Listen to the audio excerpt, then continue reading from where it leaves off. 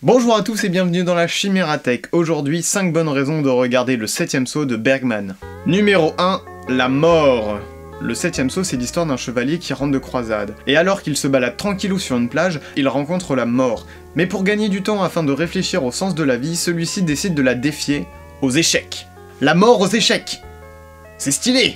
La partie va ponctuer tout le long du film, et les dialogues entre la mort et le chevalier sont particulièrement savoureux. Effectivement, et ce comme beaucoup de Bergman, le film parle du sens de la vie.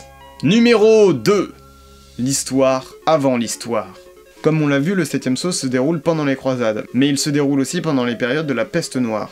Ces deux éléments historiques concordent pas du tout, mais Bergman s'en fout, il fait ça pour le récit. Ça me rappelle une célèbre citation d'Alexandre Dumas. On peut violer l'histoire, à condition de lui faire de beaux enfants. Croyez-moi, cet enfant est beau. Bergman n'a pas fait ça au hasard. Il a mis en relation la religion et la peste noire pour créer une ambiance morbide de fin du monde ou de fin de l'humanité. Il faut savoir que pendant la peste noire, certaines personnes le voyaient vraiment comme l'apocalypse ou la fin du monde. D'ailleurs, le 7ème saut tire son nom d'une citation de l'Apocalypse selon Saint Jean. Un parallèle peut être tissé entre la fin proche du chevalier et la fin proche du monde. La fin, c'est tout simplement le moment où on regarde ce qui est arrivé et on en tire des conclusions. En l'occurrence, le chevalier essaye de tirer des conclusions sur sa vie et sur l'humanité de façon générale. C'est en fait une quête métaphysique. Vous l'aurez compris, réunir tout ça permet donc de faire des discussions philosophiques sur la vie, l'humanité, mais surtout la mort. Numéro 3. Dans le film, chaque personnage a une philosophie à lui et un point de vue différent sur l'existence. L'écuyer du chevalier, par exemple, défend la thèse du néant. Le chevalier, lui, n'est pas d'accord et il pense qu'il y a quelque chose de sous-jacent à la vie, et cherche, comme on l'a vu, des réponses. Tandis qu'avec le néant, on n'a pas besoin de chercher de réponses, puisqu'il y a rien qui est... Tout n'est que néant. Il faut pas confondre le vide avec le néant, parce que le vide, c'est l'absence d'espace. Alors que le néant, ça réduit la notion d'espace, en fait.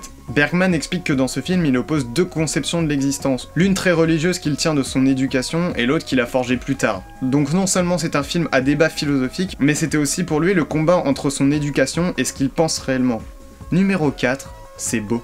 Ne vous en faites pas, le film n'est pas seulement scénaristique, c'est aussi une vraie œuvre esthétique. La lumière est très contrastée, ça fait du clair-obscur qui est proche de l'expressionnisme. Bergman, ici avec le chef-op Gunnar Fischer, travaille énormément ses plans. Il filme serré ses personnages, comme ça on voit vraiment qu'ils sont torturés et on est vraiment avec eux dans leurs réflexions. L'éclairage dur du film lui donne un aspect onirique alors que pourtant il est très sombre. De toute façon, dans tous ses films, Bergman est connu pour composer énormément ses plans. Pour l'anecdote, il a jamais reçu de palme d'or, mais aux 50 ans du Festival de Cannes, il a reçu la palme des palmes. Il y a que lui qui l'a eu, tu vois, le mec il pèse dans le game. Il a inspiré plein de cinéastes comme Woody Allen ou David Lynch. Numéro 5. L'optimisme.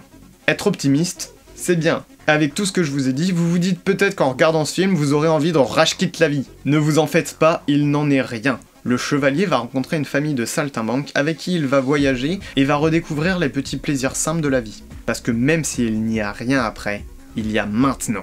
Vive la musique et les enfants. Parce que malgré la fatalité et cette vision macabre du monde, ce film est une vraie ode à la vie. Alors je vous demande de rire un bon coup et de profiter de cet instant. C'est pas très compliqué, y a pas besoin d'être Sherlock Holmes, même une souris peut le faire. Et si vous vous dites ça me fait chier de regarder un vieux film en noir et blanc qu'un mec que je connais même pas, mais qui est quand même assez beau gosse, me conseille, eh bien je vous répondrai merci déjà, et puis que c'est pas très long et que ça peut toujours servir pour une disserte de philo. En plus, il y a pas seulement Bergman qui est connu dans l'équipe du film. Par exemple lui, ça vous dit rien? L'acteur c'est Max von Sydow. Ça vous dit toujours rien, vous trouvez pas? Mais vous êtes vraiment nul. Bon bah sachez que c'est lui.